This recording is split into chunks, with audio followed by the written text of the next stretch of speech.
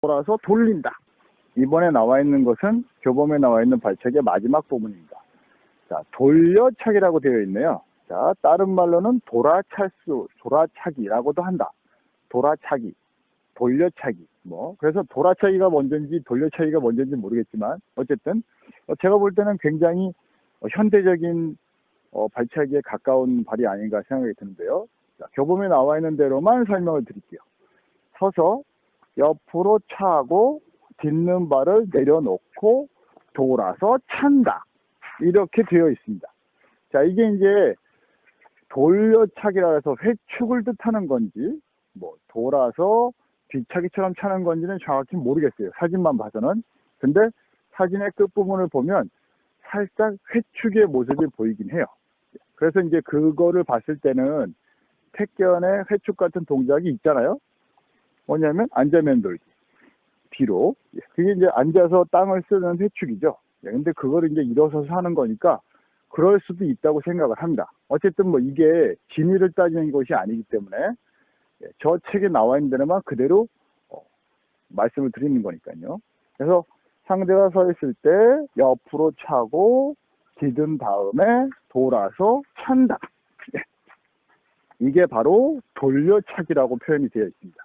그래서 보면 우리 태권도 하시는 분들은 다 알잖아요. 이렇게 자고 나서 이렇게 돌아서 차잖아요. 이거랑 똑같은 바이라고 보시면 될 것 같아요. 대신 땅이 좀 안 좋아서 자, 옆으로 차서 놓고 뒤로 돌아서 돌린다. 이런 식으로 표현이 되어 있는 거 보면 그 당시에 발재간도 굉장히 뛰어나지 않았나 라고 하는 게 제 개인적인 생각입니다. 그리고 그렇게 하는 게 맞다고 생각을 해요. 겨루기를 하다 보면 여러 가지 변수들이 생기잖아요.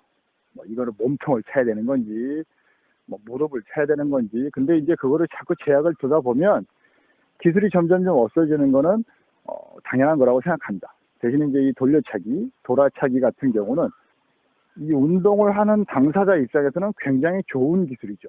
이런 기술들을 잘하게 되면 발재간도 더 좋아지고 그리고 운동 능력도 더 올라가기 때문에 이런 기술들은 꼭 해야 된다고 생각합니다. 근데 이제 기존에 있는 택견 수련 방법에서는 약간 좀 그런 것들이 좀 빠져 있는 부분도 있어서. 근데 어쨌든 성덕기 할아버지의 나와 있는 출연하신 교범의 마지막 발차기의 마지막 부분을 봤습니다. 돌아차기, 돌려차기. 그냥 태권도의 회축이라고 보시면 될 것 같아요. 그리고 돌아서 째차기, 뒤차기라고도 할 수 있겠죠. 서서 이렇게 돌아서 이렇게 찰 수도 있겠죠. 그렇죠? 그거야 할 수 아는 사람이면 하면 되고 못하면 그만큼 불리해지는 거죠. 그게 저의 개인적인 생각입니다.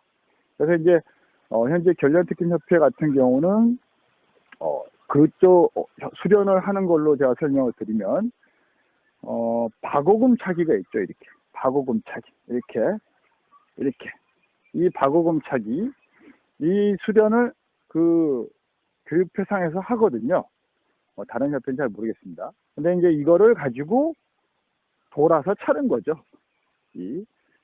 이렇게 박오금 차기를 돌아서 차는데, 자, 이거를 다리, 오금을 차는 것이 높이 찰 수도 있고, 아니면 땅을 긁을 수도 있고, 몸통을 찰 수도 있고 하는 거죠. 그게 바로 돌아차기의 개념이라고 생각합니다. 여러분들도 한번 해보십시오. 기본적으로 연습하는 방법은 뒤쪽 부분에 가서 다시 올리겠습니다. 이걸 지금 교범을 설명하는 과정이기 때문에.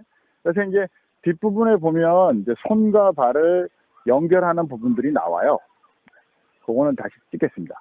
근데 지금 상대가 없다 보니까 혼자서 이제 하다 보니까 약간 좀 상상을 좀 하면서 하셔야 돼요.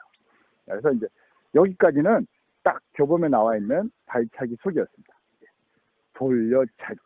돌려차기를 끝으로 발차기 소개는 마치겠습니다.